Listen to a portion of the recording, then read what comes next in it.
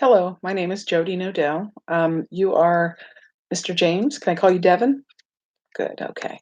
I see that you're here today for hypertension and shortness of breath with exertion. So they kind of go hand in hand. But let's talk about the different kinds of hypertension first. First, you have primary hypertension, which really has no major cause, no issues with it. It's just hypertension, and you'll find that you have high blood pressure and the effects of that. You could get Sometimes you get really overheated.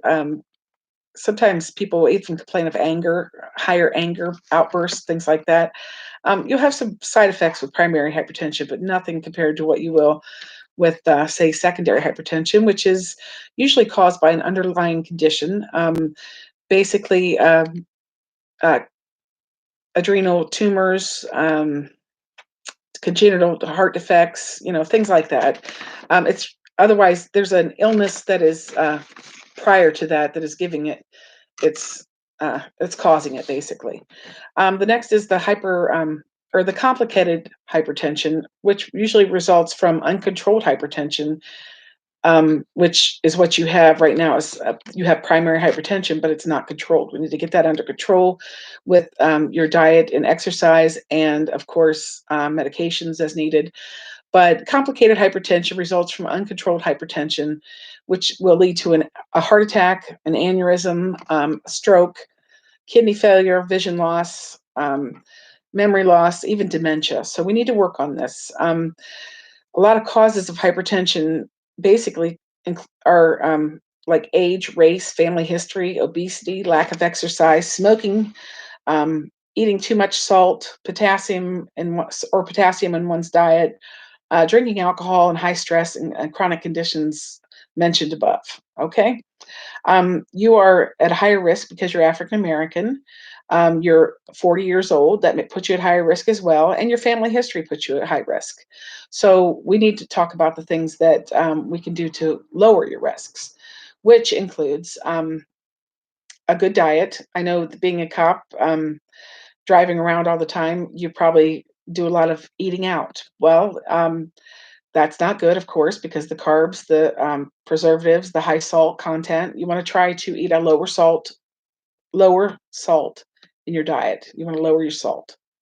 Also, you want to get a little more exercise. That means walking more or even exercise before or after work is fine. Um, let's see what else. You also have shortness of breath, you said. So, of course, that's going to be tied in with your hypertension.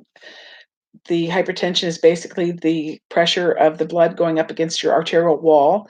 And the more uh, you can see very quickly that oxygenation is highly related to that, but I won't get into that right now. Basically, you need to focus on the things that you can change. The drinking, uh, you said you drink so much after work.